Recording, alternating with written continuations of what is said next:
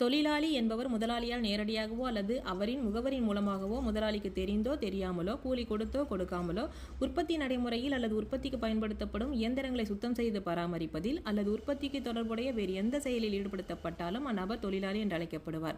அந்நபருக்கு வழங்கப்படும் கூலி நேரம் அடிப்படையிலோ அல்லது வேலையின் அடிப்படையில் இருந்தாலும் லேபர் ஆவார். பல வருடமாக 12 முதல் 15 மணி நேர வேலை நேரத்தை குறைச்சி 8 மணி நேர வேலை கோரிக்கையை முன்வைத்து அமெரிக்காவின் பல்வேறு மாநிலங்களில் உள்ள தொழிலாளர் இயக்கங்கள் இணைந்து 1886 ஆண்டு மே 1ஆம் தேதி நாடு தழுவிய வேலை நிறுத்தத்திற்கு அறைகூவல் விடுத்திருக்கு. இந்த நாளையே ஒவ்வொரு ஆண்டும் மே முதல் நாள் உழைக்கும் மக்களின் நாளாக சர்வதேச தொழிலாளர் தினமாக கொண்டாடப்படுகிறது. இந்த வீடியோவில் காட்டின இந்த வேலையை வெறும் 2 நாளில் முடிச்சிட்டாங்கப்பா. 29 ஏப்ரல் மண்டே அன்னைக்கு உடைச்சி கிளியர் பண்ணாங்க.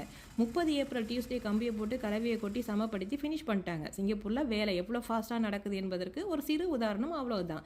ஏப்ரல் மேவில் கொளுத்தும் வெயிலில் வேலை செய்யும் அனைத்து தொழிலாளர்களுக்கும் தொழிலாளர் தின வாழ்த்துக்கள்.